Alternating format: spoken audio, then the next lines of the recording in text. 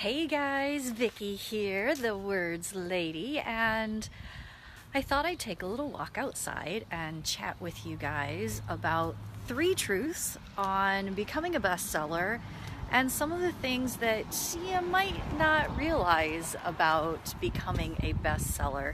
Because, as you know, I have helped about 84, actually today, 84 entrepreneurs and other people become best-selling authors, and I have 8 bestsellers of my own. And when I put out my very first book, I was terrified, like completely terrified. And I thought, oh my gosh, what if nobody reads this book? And then I thought, oh, what if somebody actually does read this book? It kind of went both ways, where I thought, I have so much that I want to share. And then the fears and all those things came up about, well, what if it doesn't work out the way I want it to? What if people think it's stupid? What if they think that I don't write well? What if my story doesn't come off so fantastically? Like, what about all those things? And I remember when it first came out, I actually had somebody write a review, I believe it still sits there, that says, "This is just the ramblings of somebody who couldn't get her thoughts together." And I was like, oh, stab in the heart. And here's the thing. You don't really have to get thick skin, because that's what I thought at first. I thought at first, to do this entrepreneurial thing, I am really going to have to get thick skin. It's not so much about that as it is that you understand that what you're doing is more about the other person than it has to do with you. It's kind of like how, that story, the journey of everything that you're going through. It's actually something that is so helpful to just share with other people, right? So I wanted to talk to you about some of these little truths, I guess, and then some myths about becoming a bestseller.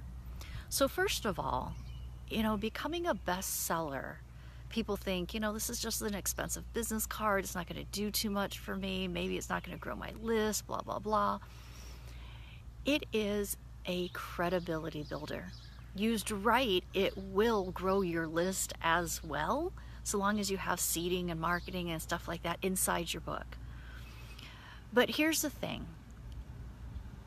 It raises your credibility on the outside. If you actually have an issue inside yourself with sometimes feeling like a fraud, or thinking, oh my gosh, maybe I can't do that, or what if they find out blah, blah, blah about me? It's not going to fix that at all. You really have to do the inside work to get over that feeling. So increasing your credibility by being able to have that thing on your website that says you're a bestseller is going to be great for that outside credibility when you're looking for speaking gigs, when you're looking for media opportunities, when you're talking to people at networking. But if you feel like a fraud on the inside, it's not going to fix it. So do the inside work. The second thing is that people think that it takes a long time to write a best-selling book. So the truth about it is that it does not need to take a long time at all, and it doesn't have to take a long time. It takes as long as you want it to take. Now, one of my clients that was in my Easy Writer program a year ago wrote me a testimonial, and it basically said that he had been trying to write his book for the last 10 years, and then finally got in on Easy Writer and was able to do it in 60 days because he got clear, he got guidance, and he knew exactly what he was writing about, who he was writing for, and why he was writing it.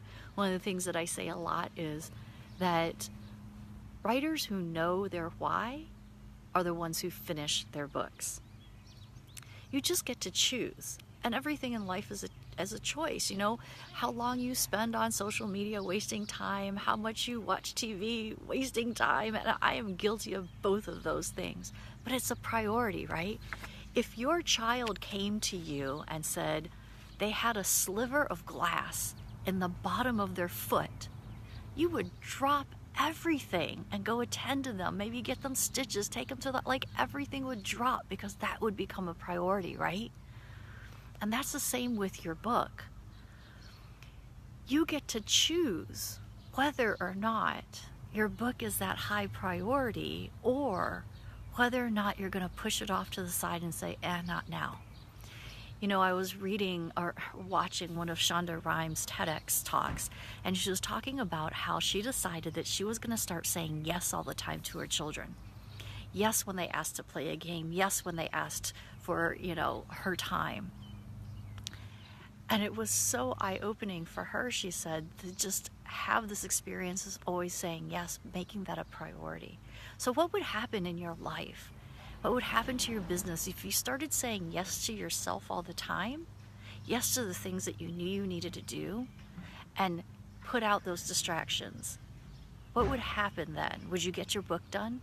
Would it be 60 days like my client? All right, so that was truth number 2. Number 1 was that writing your book increases your credibility. Number 2 is that it doesn't have to take a lot of time because you get to choose. And the third one is that it increases your confidence. One of the other things that I say so often is that the most impactful book that you read is the one that you write. And that is because you dive deep into your story, especially the way that we do stories, and you get more connected to your why.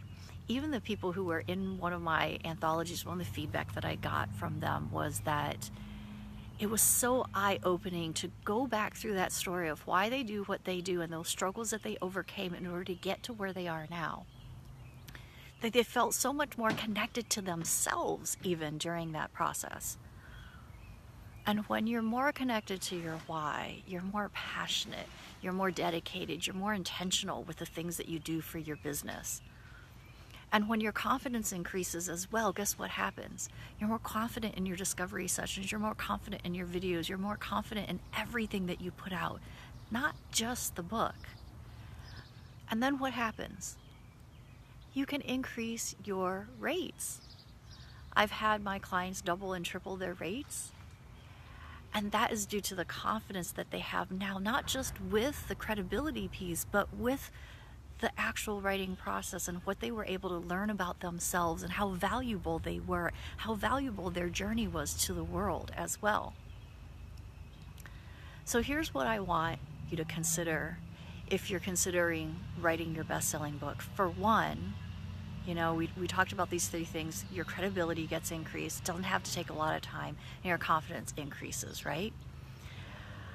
I want you to really, really dig down and think about the urgency. Hey, Teresa. Hey, Siobhan. What's the urgency that you have in writing that book? And why is it urgent for you to write that book? Yay, Siobhan, I'm so glad that you're writing your book. And I want you to think about all the benefits of writing the book. So I told you, you know, about the increase in credibility. I told you about the increase in confidence. What would happen if you could get a best-selling book, your best-selling book, into the hands of 10 ideal clients per month? What's your closing rate on that? What if it was 20%? Okay? So let's do a little bit of math, because if, you know, I'm a math nerd as well as a writing nerd. Almost done with chapter 1. Oh, almost done. 1 chapter left. Ooh, very nice. So exciting. So what would happen if you got your best-selling book into the hands of 10 people per month? And let's say you didn't have a fabulous closing rate. Let's say it's only 10% or 20%. 1 out of 10. And you have a coaching package that, I don't know, if you're a neuro coach, maybe it's $1,500, maybe it's $3,000. If you could convert one person per month with 10 books that even if you gave them away, because we all know that royalties are not going to pay the electricity bills, right? One person, $3,000 in 1 month, would it be worth it for you to write that book? What if then you could get that book into the hands of 20 people per month? Doesn't seem that difficult, does it? And you close 2 people, that would be at $3,000 for your coaching package. That would be $6,000 a month. What if you got so confident that you doubled your closing rate and doubled your prices? So now you're closing 2 people per 10, like 20%, right? And you're now charging $6,000 instead of $3,000. So you get your book into the hands of 20 people, close them at 20%, so that means 4 people are going to convert, and you've raised your prices now to $6,000. That means you just made $24,000. Right? What is the opportunity cost that you are missing out on by not having your book? I'm not talking about royalties, because I never like to talk about royalties. Royalties are just a hard gig. If you sell your book for 99 cents or even, $3 or whatever it is, the royalties that you're getting, you're going to have to sell thousands upon thousands upon thousands of books to make 10K. So we don't really even care about that part. Just think about getting your book into the hands of the right people, ideal clients. I'm not talking random homeless people on the street. Ideal clients. Okay? And maybe they don't convert all in the first month. Maybe they take a little bit longer, because that does happen. But eventually you're going to get to the point where you could convert those people with just 10 or 20 people. Think about it. Let's say you go to a networking event that has, 500 people in it, and you're able to then get your book into the hands of 40 people. Oh my gosh, mind blown, right? 40 people, 20%. We raised that, didn't we? Well, let's just go with 20%, right? 8 people, okay? 8 people out of 40 convert. Yes. Hey, Lori. Hey, Janine. 8 people, and you've raised your price to $6,000. 6 times 8, what is that? $48,000. How much are you losing out by not having a book?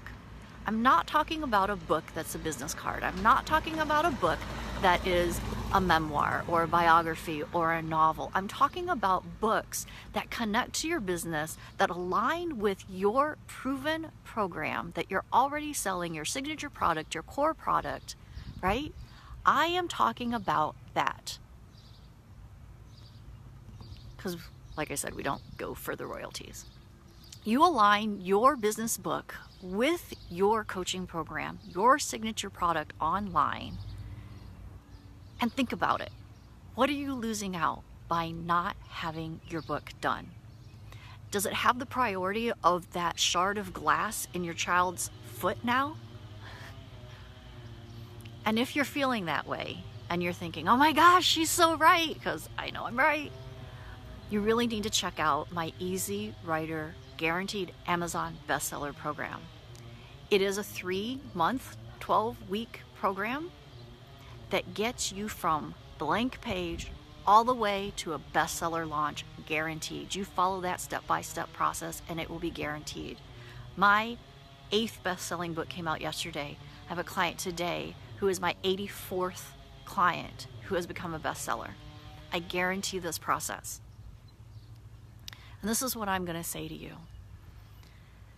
Don't look back in a year and wish that you had done this. Don't look back in 3 months and go, oh, I should have taken her up on this offer. Because you're losing that opportunity cost. You're going to have regrets.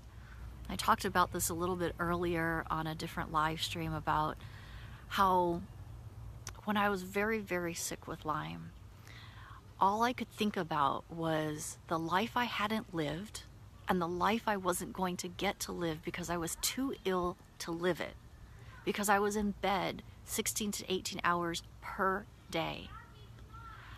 I sat in a pool of bitterness and anger over the things that I did not do. And I vowed at that time that I was not going to live the rest of my life being regretful for those things that I wished I had done. I was so good at saying no to myself. I was so good at putting myself off. I was so good at putting everybody else ahead of me and my dreams and whatever it is that I wanted to do.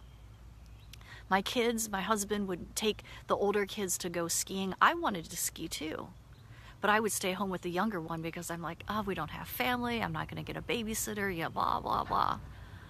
I was physically able at that time to go skiing. And then there came a time in my life where I was physically unable to do it. And I regretted those decisions so much.